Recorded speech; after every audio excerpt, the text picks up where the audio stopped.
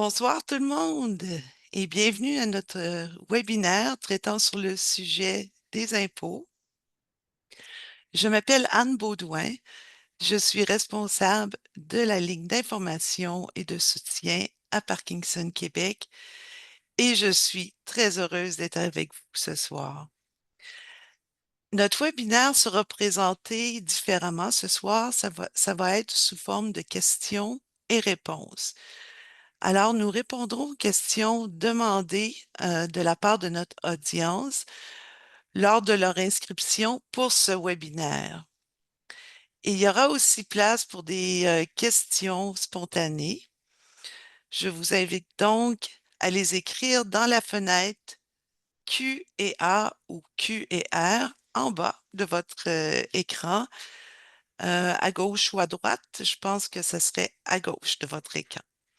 Alors, vous pouvez écrire des questions et on y répondra plus tard. Concernant le sujet de ce soir sur les impôts, prenez note que les informations qui seront partagées peuvent changer au fil des années selon les modifications émises par le gouvernement québécois et canadien.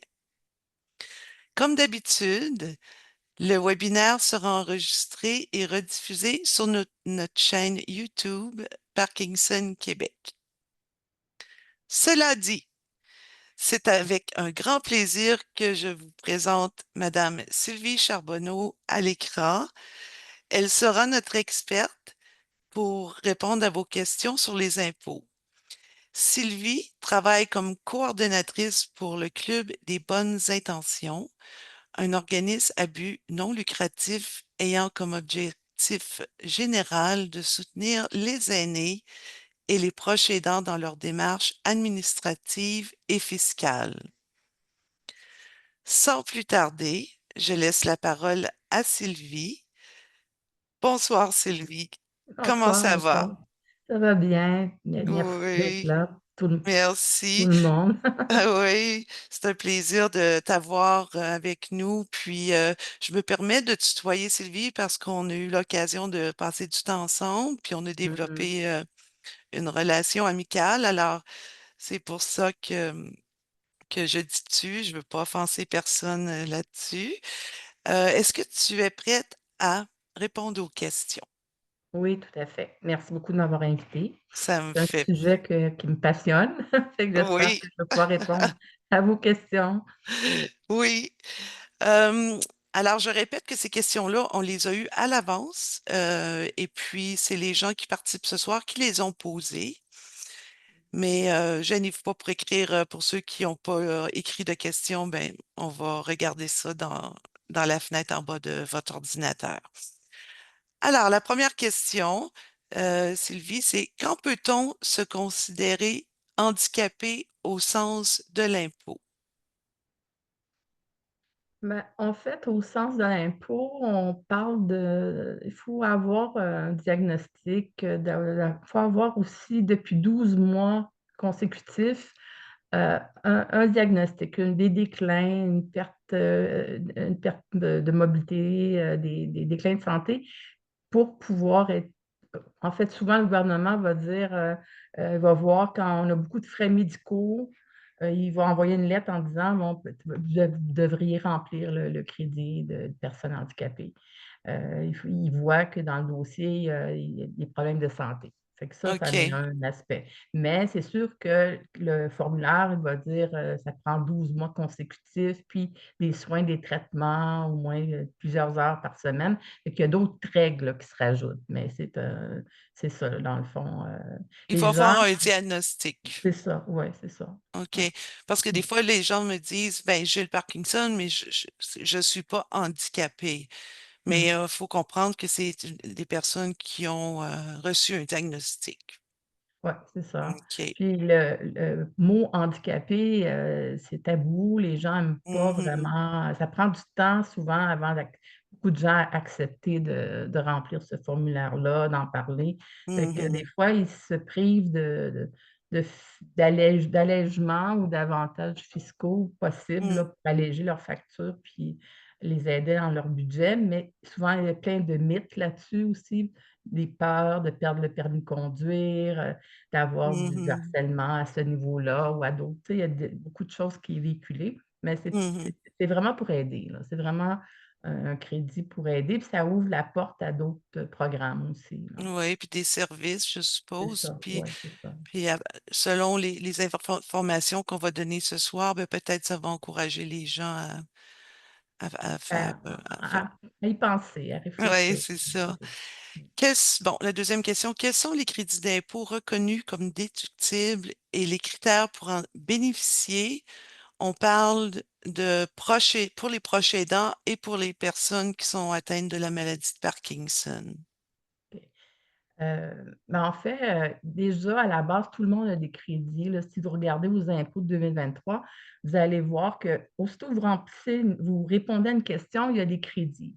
Est-ce que vous vivez seul? Vous avez un crédit. C'est des crédits non remboursables qui permettent de rembourser l'impôt que vous avez retenu dans l'année, sur vos feuillets, sur vos rentes, sur vos revenus. Alors, il y en a déjà, là, si vous le regardez, vous allez voir, bon, ben, j'ai des enfants, je suis une mère monoparentale ou un parent monoparental, j'ai des revenus de pension. Déjà, vous allez je travaille, vous allez avoir une prolongation de carrière, j'ai plus que 65 ans. Déjà, il y en a beaucoup de crédits, mais on appelle ça des crédits non remboursables parce que ça ne donne pas de l'argent comme tel, mais ça l'allège, fiscalement, là, ça permet de récupérer des sous de ce qu'on a payé dans l'année. Fait que ça, on en a déjà tous comme citoyens. La Mhm, Là, c'est au niveau de la maladie, ben, il y a des programmes, il y a des choses, des proches aidants, mais souvent pour être un proche aidant, il faut qu'il y ait une personne handicapée qui a été reconnue. On peut pas Il y en a aussi, on peut cohabiter ou pas cohabiter avec une personne, aider des personnes. Il y a même des voisins qui sont proches aidants, mhm. mais il y a un processus là, tu sais, pour pouvoir être reconnu puis avoir un crédit remboursable. Je pense que les gens veulent savoir souvent les crédits remboursables, qu'est-ce que je peux avoir? Oui, puis on a des questions là-dessus C'est ça. aussi. Les gens demandent, mettons, ben, je vais te les poser par la suite, là, mais Mmh. on pourra compléter là, au fur et à mesure, là. Ouais. Donc, les critères, en fait, ça serait quoi? Ça serait pour les proches aidants. Est-ce que il faut qu'ils habitent avec les Pas tout personnes? Non, mais ils peuvent donc les critères, c'est, je peux cohabiter, je peux m'occuper de quelqu'un, un conjoint ou une personne autre que mon conjoint. Je peux avoir droit à un crédit de proche aidant. Je peux m'occuper d'un enfant aussi, handicapé. Il y a différentes situations, là. Mhm, Je peux m'occuper de quelqu'un de 70 ans et plus qui a pas de déficience, mais c'est une personne qui prend de l'âge. Hem, il y a 3-4 il y a des gens même qui s'occupent de 2 personnes, leurs parents, mhm, tu sais? Ils habitent pas toujours ensemble. Il y a différents scénarios qui permettent ça. C'est sûr OK. que c'est pas un salaire, puis c'est pas des gros montants, mais c'est des montants qui aident à payer les déplacements puis certains frais, là, comme pour, alléger les dépenses, en lien avec le proche aidant. Heu, mais il y a c'est les conjoints ou ceux qui ont des fonctions, cognitives, je veux dire qui ont un déclin cognitif, il y a un Mhm, montant supplémentaire, tu sais? Mais il y a plusieurs situations possibles comme proche aidant parce qu'on est dans une population vieillissante, puis, il y a toutes sortes de scénarios, qui sont, il y a des oncles, je veux dire, il y a des nièces, des neveux qui s'occupent de leur oncle, de leur tante, il y en a qui mhm. s'occupent de leurs grands-parents, d'autres, c'est leurs conjoints, d'autres, c'est leurs enfants. Il y a 4-5 différents formulaires pour différentes situations, dans le fond, dépendant OK. de la famille. Puis en parlant de formulaire, à la fin, après le webinaire, on rentrera pas dans les détails dans les formulaires avec lequel le remplir parce que vous allez le recevoir dans votre courriel selon votre situation. Si vous êtes proche aidant ou une personne qui a la maladie de Parkinson, fait que vous allez avoir tous les liens pour aller accéder au formulaire. Donc, c'est pas nécessaire de se rappeler de ça ce soir, là. Vous allez recevoir ça par courriel. L'autre question, est-ce qu'il y a des crédits pour les déménagements en résidence semi-autonome? La personne veut dire qu'elle va devoir payer des soins à la carte, là, à la résidence. Mais il y a 2, 3 choses possibles, là, il faudrait regarder. Il y a des fois, on peut avoir, de l'aide quand on déménage un lieu, on se rapproche d'un hôpital, puis il y a pas de service à proximité. Hem, il y a des frais de déménagement, il y a des frais qui pourraient être admissibles, mais c'est surtout, quand on s'en va dans une résidence des personnes aînées, on a, des services, des fois on prend des services et tout. C'est avec le bail qu'ils vont faire un calcul, Mhm. avec le loyer, les services que vous allez prendre, puis vous pouvez avoir des versements anticipés qui allègent au fur et à mesure là, par mois, qui allège là, puis là-dedans, il y a des frais de déménagement quand on doit déménager, dans un logement adapté à son déclin là, à sa santé, ses problèmes de santé. Fait qu'il y a des Mhm. choses qui existent là, c'est pas des déménagements de 10 000 non plus là, c'est tu sais, il y a des possibilités de demander des frais médicaux, des frais puis une fois rendus dans la RPA, eux, ils vont émettre à tous les ans un feuillet spécial avec des calculs on doit ajouter à la déclaration d'impôt, dans le fond, qui prend en compte, là, des pourcentages pour l'entretien ménager, pour les repas, pour, les soins infirmiers sur place, c'est fait que OK. on appelle ça les crédits de maintien à domicile, dans le fond. OK. C'est bon. Fait que les résidences devraient accompagner, là, s'il y a Oui, des oui, services dans ils la le rue. font pour les clients qui signent les baux, là. Puis Mhm. ensuite, ce papier-là, le client va le recevoir à la fin de l'année, puis il Mhm. déclare là, dans ses impôts, puis il y a des allègements. S'il OK. prend des services supplémentaires, ben là, on a d'autres possibilités, là, on va en parler tantôt, là, dans le OK. maintien à domicile. Mmh. Quel est le montant allouable pour les proches aidants et quels sont les avantages? Ben, les avantages, dans le fond, c'est plus le montant, c'est 1453. À la OK. base. Si la personne a un problème cognitif, c'est un 1453 de plus. Heu, Fait que dans le fond, c'est pas des gros montants, là. Puis c'est juste un soutien de base pour, les frais de déplacement puis quelques dépenses, là, que ça l'occasionne. C'est vraiment un coup de cœur. C'est vraiment il faut avoir un grand cœur sur 2 pattes pour être un proche aidant. C'est pas Mhm. c'est pas On sait, ces ouais. crédits-là qui règlent, tu sais, qui aident beaucoup, mais en tout cas, il y en avait pas avant, et c'est ce OK. qu'ils ont mis comme montant. Ça monte OK. à tous les ans, là, c'est indexé à tous les ans. OK.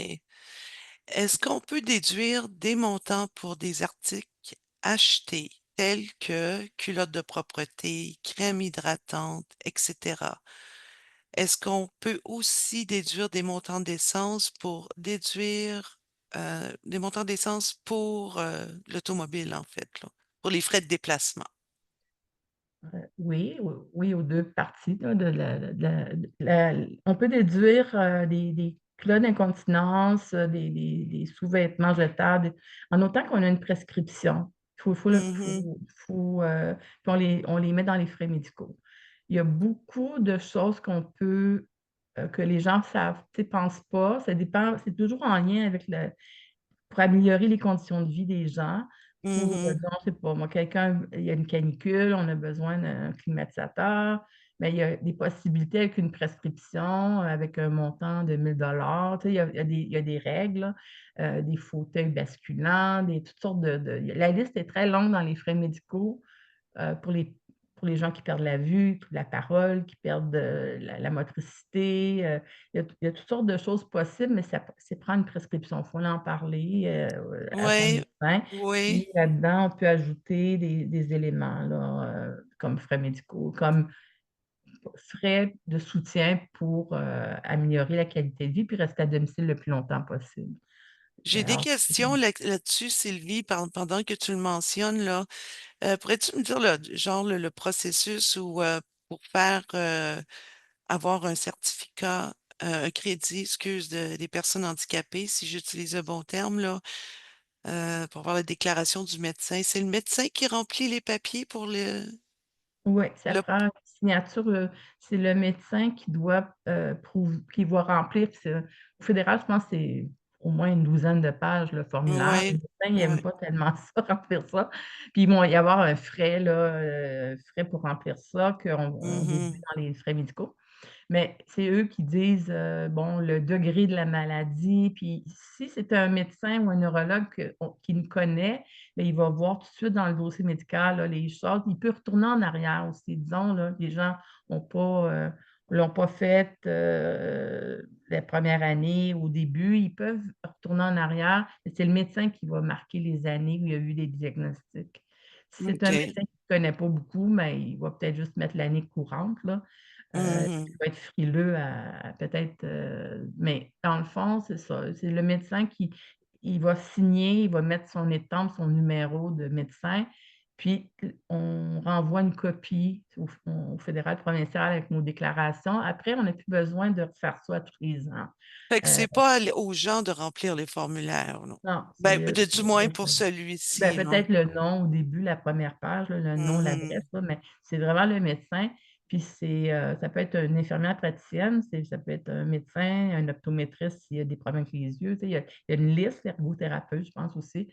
Mais dans le Mhm. fond, généralement, c'est les médecins, puis au niveau du Parkinson, les médecins puis les neurologues. Puis bon, c'est plus, c'est plus, mais une fois que c'est rentré, une fois que c'est envoyé, si le système est bon là, à vie. On n'a pas besoin de refaire ça, là. Ah, Ah, OK, s'il y a c'est une bon à rémi savoir. OK. s'il y a une rémission, disons qu'on revient, on est en santé, ben, on peut décider de sortir de là, de ce Mhm. là mais je veux dire, je pense qu'il pourrait faire une demande de revérification après 5 10 ans, là, disons.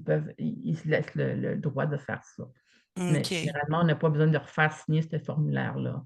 La seule Mm. chose, si on ne le fait pas, ils ne donnent pas le crédit, là. Ça prend ça qui rentre dans le système fiscal. OK. Ben là, c'est en relation à ce qu'on vient de parler, des équipements. Est-ce que ça serait aussi déductible euh, au niveau pour les dépenses des frais médicaux, là, barre d'appui, est-ce que ça entrerait là-dedans? Déambulateur, chaise roulante, Ouais. Mmh. chaise sur rail pour escalier, travaux pour élargir la porte de la salle de bain pour C'est ça, utiliser la marchette. l'adaptation du domicile, l'adaptation du véhicule. Il y a plein de choses. Mhm, C'est sûr qu'il y a des barèmes, là, des barèmes de revenus, de plafonds de revenus. Il y a tu sais, il y a des montants, là, il y a des calculs qui se font, mais c'est ça, c'est déductible, c'est des frais de soutien pour rester à domicile le plus longtemps possible puis améliorer les conditions de vie, dans le fond. OK. Puis une rampe pour escalier extérieur aussi, ça pourrait entrer dans Ouais, les déductions. ça rouvre aussi la porte à des programmes, parallèles, genre, l'adaptation domicile, c'est géré par la Société d'habitation du Québec et là où ils exigent le formulaire, là, de personnes handicapées. Puis après, Mhm, ils envoient un ergothérapeute, voir, tu sais, comme moi, j'ai une cliente présentement, là, elle a besoin de mettre une douche au seuil de porte, là, tu sais, enlever tu sais, il y a un mhm. travail. Bon, ben, l'ergothérapeute vient puis il dit: «Oui, c'est vrai, elle a besoin, nanana». Fait que là, ça rouvre la porte à des programmes de financement d'adaptation de domicile aussi. Mais c'est ça, la base exige, là, le formulaire de personnes handicapées. OK, c'est bon. OK, donc, jusqu'où va la rétroactivité pour les crédits d'impôt? La rétroactivité, on peut retourner 10 ans en arrière. Mais dans le fond, c'est sûr que là, tu sais, ça prend le médecin qui signe le document, qui dit, bon, je sais pas, moi, j'en ai une cliente, là, elle a eu un accident un accident d'auto en 2015, elle l'a jamais demandé. Là, on demande 2023 à 2015, là. Bon, tu sais, fait que dans le fond, il faut que ça suive le les diagnostics, les déclins de santé, mais on a le droit de retourner 10 ans en arrière. OK. Fait que des fois, les gens, ils ont reçu des milliers de dollars parce qu'ils l'avaient jamais demandé, puis pour toutes sortes de raisons. Fait que ça une façon en tout cas, ça fonctionne comme ça. OK. OK. Est-ce qu'il y a plusieurs formulaires de crédit d'impôt à remplir ou Mais il y en a un fédéral, un provincial. Tu sais, pour les OK. personnes handicapées, là, tu sais? Ouais. Oui, Il y a au provincial, c'est une attestation de déficience, grave et prolongée, je pense. oui. C'est ça. Puis le crédit pour handicapés, c'est plus le fédéral qui appelle ce formulaire comme ça. Mais il y en a 2. Mhm. fédéral, provincial, parce qu'on fait 2 rapports d'impôts, puis les règles sont pas tout à fait pareilles, là.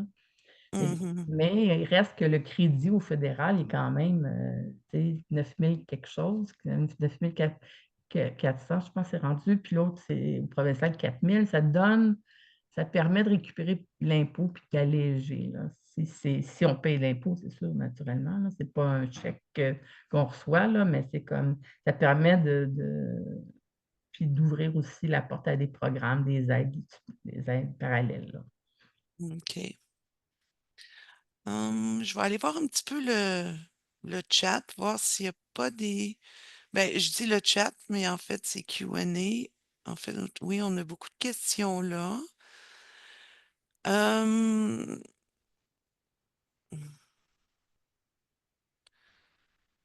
Est-ce que c'est déductible tout ce qui est frais de notaire et travailleuse sociale, des choses comme ça, dans le privé? Non, pas vraiment, Non. je pense que les frais juridiques, c'est juste quand on négocie une pension alimentaire, heu, quand on change notre OK. pension alimentaire, il y a pas grand-chose au fou ou si on aurait comme, quelque chose avec la CSST, tout ça, là, il y a un peu de frais juridiques, mais il y a pas grand-chose pour homologuer un mandat ou des choses comme ça, ou OK. des mandats de protection, des testaments, des choses comme ça, là. Hmm.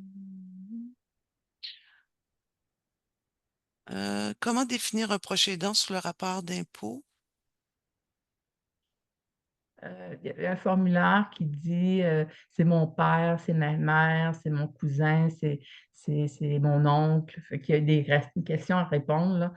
Puis vous allez aider qui? Puis, il faut que vous ayez aidé au moins 183 jours dans l'année pour être proche aidant, puis 365 si on ça peut être réparti sur 2 ans.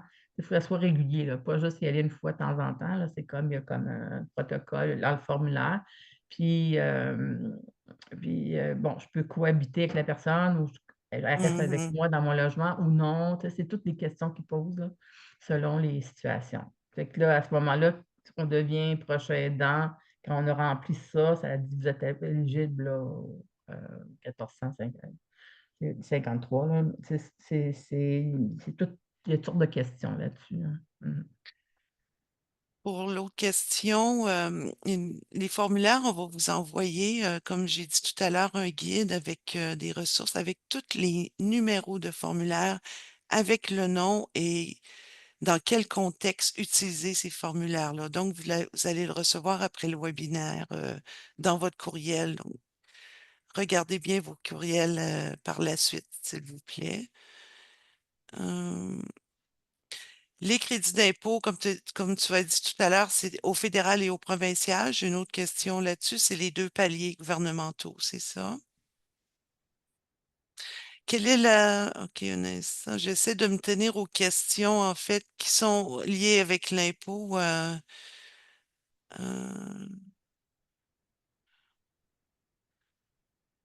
Est-ce qu'il y a des niveaux de gradation dans la maladie lors de la production des rapports d'impôt? Non, mais le médecin, il va dire, va nuancer, disons. Mais on doit à la base avoir un diagnostic depuis au moins 12 mois consécutifs. Mais c'est le médecin qui va dire, bon, la personne a de la misère à marcher, elle a de la misère à s'occuper de ses activités quotidiennes, elle a besoin de quelqu'un qui l'accompagne. Elle ne peut pas rester toute seule. Elle a besoin de surveillance. Elle a beaucoup de transport, là, d'accompagnement, besoin d'accompagnement pour beaucoup euh, de rendez-vous médicaux. Au moins 14 ça, tout ça, ça prend au moins 14 heures par semaine d'aide, de soutien. OK. Tout cet ensemble de tâches-là. Fait que c'est ça qui constitue le besoin c'est ça, le besoin d'avoir d'être cons d'être considéré comme déficience grave et prolongée parce qu'ils disent: «Ben, ça va pas arrêter la semaine prochaine, c'est peu probable», tu sais, ils vont nuancer, là. Mais il y a des gens qui sont là-dessus, qui ça fait des années, c'était juste pour avoir accès à des avantages fiscaux, dans le fond, là. Mais ça ne sera pas pour un rhume non plus, là, tu sais, c'est comme Hmm, il faut avoir, tu sais, il y a des questions, puis c'est le médecin qui approuve, là, scientifiquement qu'il y a un problème de santé. OK. Donc, je vais revenir à nos questions posées par les participants lors de leur inscription, pardon.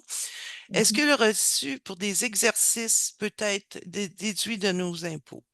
Non, les programmes de santé, les aliments sans gluten, les aliments biologiques, le yoga, kickboxing, tout ça, non, c'est pas reconnu comme une dépense là, fiscale. OK. Est-ce que l'achat d'une thermopompe pour l'air climatisé, je pense que tu l'as mentionné tout à l'heure, est déductible d'impôt à titre de frais médicaux? On parle pas d'une thermopompe, parce que j'ai des thermopompes à 40 000 puis mais on parle d'un climatisateur jusqu'à concurrence de 1 000 $. 1 000 OK. Ouais. OK. Tu sais? Fait que dans le fond, c'est comme plus limité, là, mais Mhm. il y a différentes choses possibles aussi qui se rajoutent. Tantôt, je n'ai pas répondu à ta question sur l'essence, là, tu sais? Bon, dans le Ah fond, oui! l'essence, il y a s'il y a comme des gens qui ont besoin des soins, mais que c'est plus que, tu sais, jusqu'à 200 kilomètres, tu sais, il y a des choses, là, qu'il faut regarder. On peut demander on peut avoir un accompagnateur, on peut payer ses frais, on peut payer, du kilométrage, tu sais, il y a des choses, là, pour, quand on a besoin d'aller loin pour recevoir des soins. Oh, quand c'est pas à côté de la maison, c'est C'est ça? ça. Mais tu sais, on le Ah. voit là, tu sais, comme, les gens qui sont atteints de cancer là, disons dans les Laurentides, souvent il faut qu'il y ait Maisonneuve-Rosemont. Puis bon, il y a des Mmh. traitements, ben, tous ceux-là, ils gardent leur facture, le stationnement, les frais de kilométrage, tu sais, fait que faut suivre tu sais, les protocoles là, qui sont repris dans les Mmh. frais médicaux puis tout ça. Mais oui, il y a des frais d'essence, de kilométrage. Tu peux même avoir, payé le repas de quelqu'un qui t'accompagne, des frais de déplacement, c'est possible.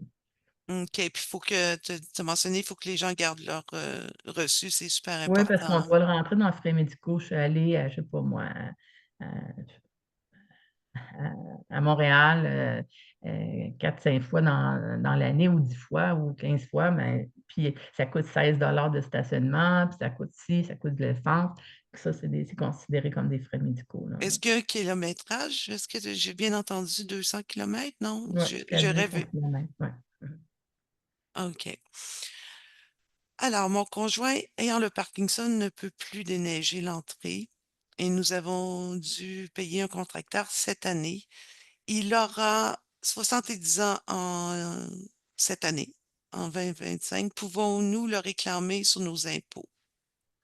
Beh, en 2024, non. Non, hein, c'est ça. 31 décembre 2024, le monsieur ou la C'était, madame, elle va avoir 69 ans et qu'on il pourrait pas. Mais l'année prochaine, oui. oui, parce qu'il faut avoir 70 ans, c'est ça? Ouais, c'est ça, au 31 décembre de l'année OK, des impôts, là. Ouais. OK. Mon compagnon et moi sommes conjoints depuis près de 30 ans. Est-ce que toutes les informations, Sylvie, qu'on donne ce soir s'appliquent également aux conjoints de fait? Oui, tout à fait, oui. OK. Il y a des partages de crédit, en conjoint de fait, il y a des dépenses qu'un peut prendre, l'autre prend, dépendant des revenus. Qu'est-ce qui peut être maximisé au niveau de la famille, là, au niveau du ménage. Fait que les conjoints de fait sont inclus là-dedans. OK. Est-ce qu'il y a un nombre d'années minimum ou Non, non. OK. Ben, c'est Prochaine. sûr que, tu sais, on dit d'habitude, il y a un changement de statut civil, disons, on doit le dire, là: «Bon, ben, j'étais célibataire, puis là, je suis devenu, j'ai un conjoint de fait dans l'année», on le déclare, il y a une question là-dessus, mais après, non, tu sais. La question, c'est est-ce que vivez seul ou vous avez un conjoint de fait ou vous êtes marié, Mhm. vous êtes veuf ou bon, célibataire, bon, c'est ça, c'est ça le statut. C'est ça les questions, mais on ne dit pas, Mais les gens qui sont en conjoint de fait, ils ont les mêmes c'est ça. droits, je peux Ouais, dire ouais, ça ouais. comme ça, que ceux qui sont mariés. Ouais, OK. c'est ça. Mmh. Comment maximiser l'utilisation des crédits remboursables dans le partage des dépenses encourues? entre les crédits pour personnes handicapées et les crédits pour aînés plus de 70 ans? OK. Ben, c'est sûr que maximiser, c'est selon les revenus, tu sais, dans le sens que quelqu'un qui a payé beaucoup d'impôts va aller chercher tous les crédits possibles, puis il va mettre ces dépenses-là à son nom. Mais c'est un Mhm, par famille, tu sais, mais dans le fond, si moi je retiens aucun impôt, puis j'ai pas beaucoup de revenus, ça me donnera pas grand-chose, là, de plus en argent, parce que c'est des crédits non remboursables, là, bon. Mais si j'ai payé comme présentement, tu sais, c'est sûr, là, ça règle pas tout.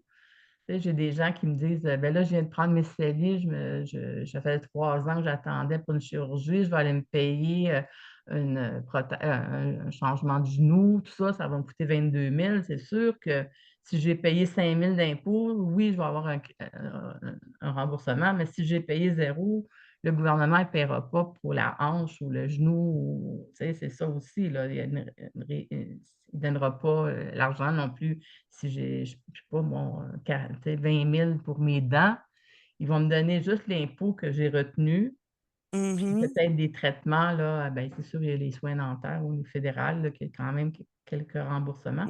Mais mhm. tu sais, les gens vont rester sur leur faim s'ils vont au privé, puis ça coûte très, très cher, là. Mais il y a des OK, allègements, puis il y a des frais qu'on peut déduire. Il y a des choses qu'on peut déduire. OK, OK. Hum, les gens qui ont en bas de 70 ans, ce qu'ils ont, ils peuvent avoir droit à des crédits? Ouais, bien, c'est surtout les frais médicaux, les frais de soutien qu'on a besoin quand on a un déclin de santé. 70 ans et plus, ils ont le soutien aux aînés qui a été déclaré là, depuis peut-être 3 ans. Tu sais, il y a Mhm, des certaines choses de maintien à domicile. Il y a des programmes pour les 70 ans et plus que, qui sont, tu sais, intéressants, mais c'est sûr que c'est pas, il y a quand même des choses pour les gens qui sont malades de 18 ans à 69 ans, là. Tu sais, il y a des choses possibles. Mais c'est ça, faut voir, mais c'est pas comme le soutien aux aînés, c'est 2 000 c'est un crédit remboursable. Ça veut dire que tu reçois 2 000 et que les gens mhm, sont contents ça les aide, au niveau, au niveau du budget et tout ça, mais il y a quand même des choses là, au niveau du frais de soutien, des frais médicaux qu'on peut déduire pour les gens qui sont, moins de 70 ans. OK. Euh, pardon, je suis de retour sur le Q&A ou Q&A, ça dépend si c'est en anglais ou en français, vos ordinateurs. Euh, est-ce qu'il y a des déductions sur la participation à une recherche clinique dans les hôpitaux? C'est une bonne question, ça. Heu, c'est pas clair faudrait que je vérifie là, c'est pas clair, Mhm, mais je sais qu'il y a des protocoles de recherche où les gens, tu sais, il y a des protocoles de recherche qui sont gérés par les hôpitaux, mais au mhm, niveau fiscal, j'ai pas vu là grand-chose, mais je pourrais vérifier puis revenir, tu sais, tu pourras faire un suivi sur cette question-là. Je l'ai pas mhm, regardé là, de façon pointue. C'est plus les protocoles de subvention des hôpitaux pour la recherche qu'ils vont prendre des patients qui vont offrir un médicament d'exception ou des choses spécifiques. mhm, Peut-être eux ont des déductions, mhm. les hôpitaux puis les protocoles de recherche, mais je n'ai pas vu là mais il faudrait que je regarde OK. comme ça. Alors, j'invite la personne à me téléphoner. Je vais donner le numéro de téléphone à Parkinson Québec et il peut nous téléphoner. Puis à ce moment-là, j'entrerai en contact avec Sylvie pour avoir la réponse. Euh, OK.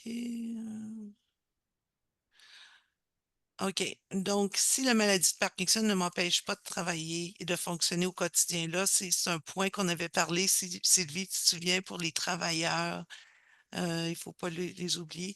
Est-ce que ça vaut la peine de faire une déclaration d'impôt? Ouais, ben oui. Oui. Dans le fond, quelqu'un qui peut travailler, puis qui a un Mhm, diagnostic, mais qui peut travailler juste à temps partiel ou qui a des contraintes sévères à l'emploi, il y a des programmes là de prime au travail adapté. Il y a Oui, toutes sortes de choses, de tu sais, si un travailleur précaire qui peut avoir, qui peut avoir droit là à des aides adaptées, de bouclier fiscal, de ACE là, en anglais, je ne m'en rappelle plus le français.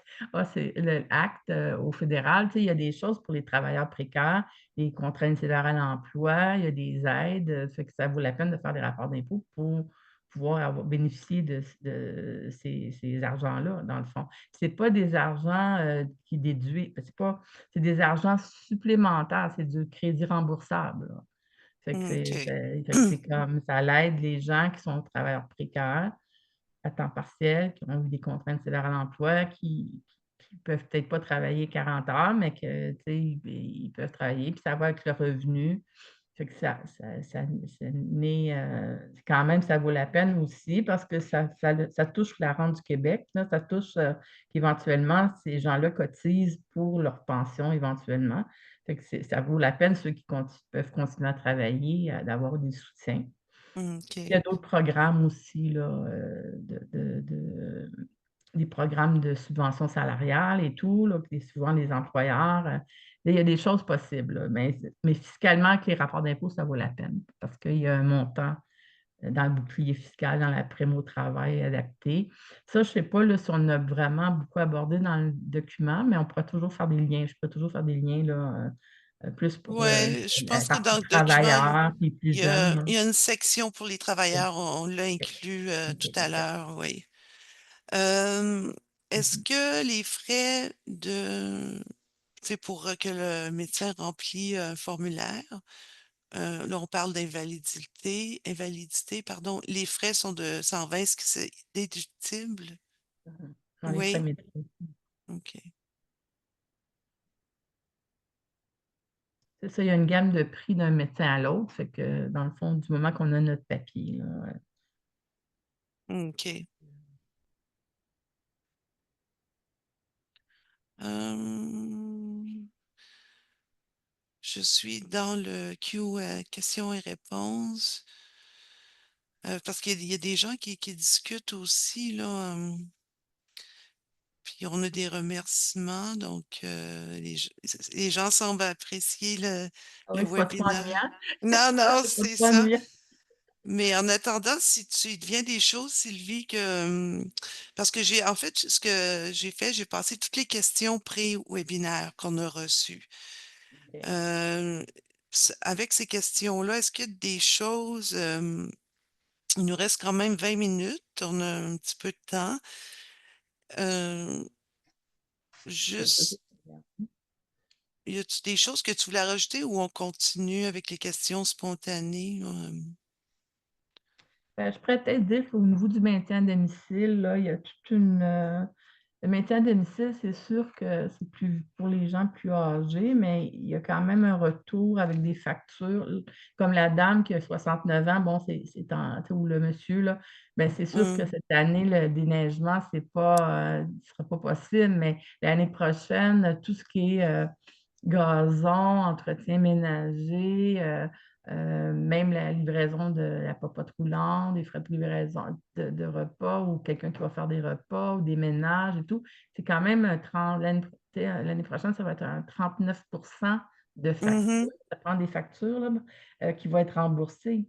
Fait que c'est quand même ça peut aider, genre, on parle du ramonage, on parle de la fosse hum, septique, mettre l'abri d'auto, puis l'enlever. Tu sais, il y a des frais dans le maintien à domicile, dans le guide, là, il y a toute une liste que mhm, ça peut, c'est sûr, les gens sont habitués de tout faire eux-mêmes, puis ils disent: «Oh, on a toujours fait ça nous-mêmes», mais dans le fond, il y a beaucoup de gens qui ils ont pas de reçu, là, tout ça, ils ont pas de facture, mais quand tu as une facture, tu as 39 l'année prochaine, là, c'est 38 cette année.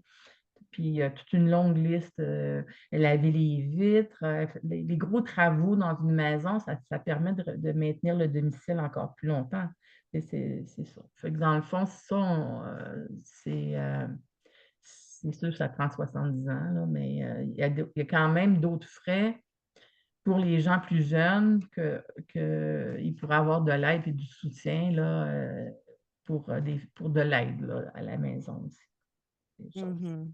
Puis ça, c'est au niveau provincial, là, Oui, parce québécois. qu'au niveau de la santé, c'est les provinces, c'est de compétences provinciales, là, la santé. Puis au fédéral, pardon, au fédéral, les discussions, c'est plus à quel niveau? Ce serait-tu au niveau des rénovations, des choses comme ça? Ou, Non, c'est plus, il y en a des crédits d'aidants. Les autres, ils appellent ça crédit d'aidant naturel, c'est plus des non remboursables, tu sais, dans le sens, je veux dire là, tu pas de sous, à part les travailleurs précaires là, qui ont des programmes spéciaux, tu pas de sous particulièrement là, comme le soutien aux aînés, tout ça, parce que c'est compétence provinciale, mais il y a quand même des choses, des crédits possibles là, OK. que puis il y a les frais médicaux fédérales aussi, là, tu sais, dans le sens qu'on peut Donc, c'est dans rajouter les deux paliers qu'ils ouais, peuvent c'est faire ça. les demandes. OK. Hem, Dans le fond, je vais juste, regarder là, qu'est-ce que je peux rajouter. Mhm. Il y Puis a moi, des si je... choses que il y Ouais. a des versements anticipés aussi là, qui peuvent alléger le budget. C'est que OK. bon, si je suis proche aidante là, mais au lieu d'attendre de faire mon rapport d'impôt à la fin de l'année, pour avoir le 1453, je peux demander des versements anticipés. Ils vont OK. m'envoyer à tous les mois un montant, Mhm. pour faire totaliser le 1453 là. Excuse-moi, mais Mhm. mon petit casque, il tombe il change d'eau. Fait que Je... désolée, mais Un c'est nouveau comme ça. casque, je pense, hein, que t'as? Ouais, c'est ça. Ouais, bon. Mais dans le fond, c'est ça, tu sais, il y a quand même des possibilités d'avoir l'argent d'avance. Fait que des fois, les gens aiment ça. Ça Mhm. allège leur budget. Fait que tu peux avoir des versements anticipés au niveau de la prime de travail, comme tantôt je parlais, là, la prime Mhm. adaptée, la prime au travail quand tu es un travailleur précaire. Tu peux avoir des versements anticipés quand tu as des enfants, des frais de garde d'enfants. Fait que des fois, ça OK. allège le budget. Puis le maintien à domicile aussi d'une personne âgée, il peut l'avoir à l'avance, comme ceux en RPA, mais à la maison aussi, là, on le demande, fait qu'ils reçoivent à tous les mois un chèque. Puis, là, ensuite, à la fin de l'année, le gouvernement envoie un feuillet, puis tu rentres ça dans tes rapports d'impôts. Fait que tu as pas besoin d'attendre au printemps de faire ton rapport d'impôt pour avoir tes sous, tu peux l'avoir, à l'avance, fait que dans ton OK. budget. Puis il faut que les gens fassent une demande qui remplit un Ouais, c'est ça. Je formulaire. pense qu'il y a OK. un lien là, Oui, il est dans on le lien en qu'on a va parlé, envoyer. fait que Ouais.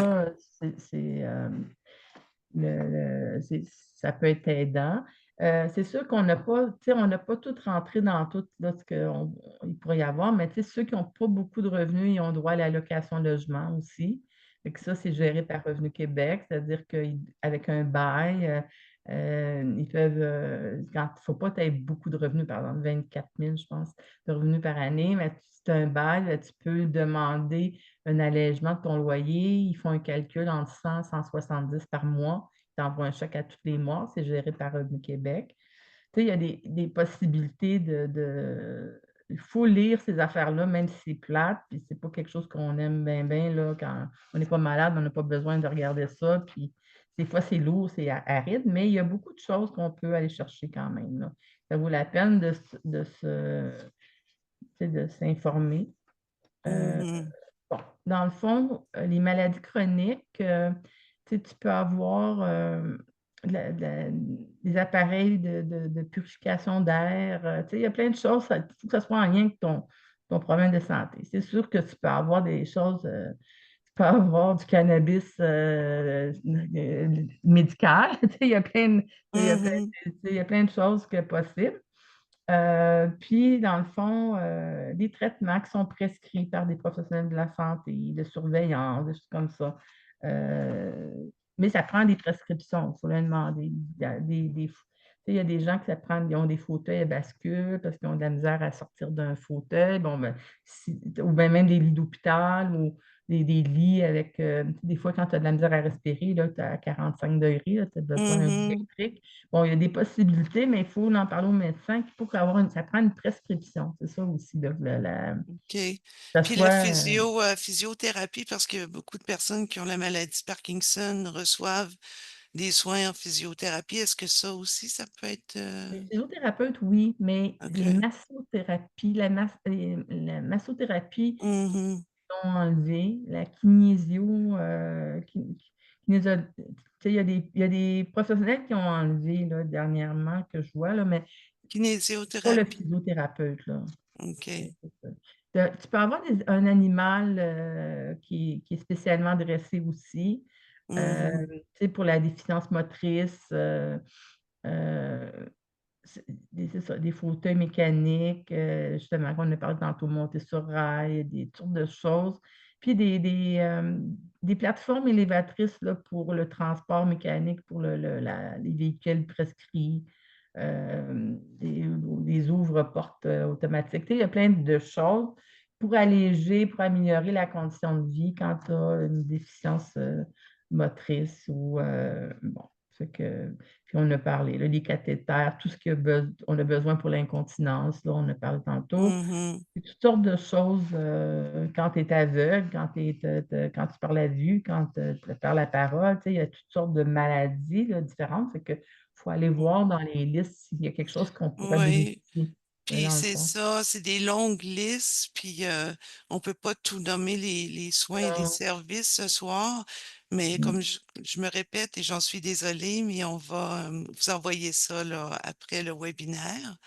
Mmh mh. Alors tout le monde, si on n'a pas répondu à vos questions, ben, on vous invite à nous téléphoner à Parkinson Québec au 1-800-720-1307 et nous prendrons le temps de vous répondre.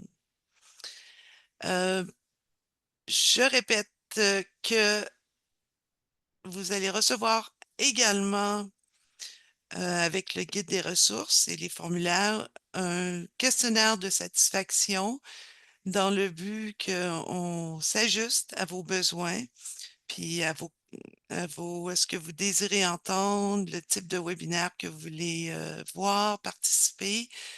Alors, on prend le temps de lire les résultats, c'est confidentiel. Ne vous gênez pas là, pour écrire vos impressions. À titre d'information, notre prochain webinaire aura lieu jeudi le 13 février à 19 heures. Nous parlerons de sexualité en compagnie d'une experte en sexologie et ça sera la même formule que ce soir. Ça va être des questions et réponses que vous pourrez écrire lors de votre enregistrement, inscription à notre webinaire. Je vous invite également à visiter notre site internet parkinsonquebec.ca et à vous inscrire à notre infolette afin de recevoir des informations sur nos activités à venir et sur les nouveautés concernant le Parkinson. Pour terminer le webinaire, je tiens à remercier Sylvie, notre experte de ce soir. Merci Sylvie d'avoir répondu aux questions de notre communauté et pour ton temps accordé à la préparation de ce webinaire. C'est grandement apprécié. Merci beaucoup. Merci. Merci de m'avoir invitée. Je remercie aussi Oriane pour son soutien puis ses conseils dans la préparation de tous nos webinaires à Parkinson Québec. Héloïse, qui est présentement avec nous, pour sa bienveillance au support technique. Bravo et merci. On apprécie ce que tu fais pour nous. Et finalement, euh, à toutes vous, à toutes nos participantes et nos participants pour votre présence et votre participation. On apprécie vos questions, puis sachez que on vous apprécie beaucoup. Alors, au nom de Parkinson Québec, nous vous souhaitons de passer une belle fin de soirée et nous vous disons à la prochaine. Prenez bien soin de vous et au revoir. Merci.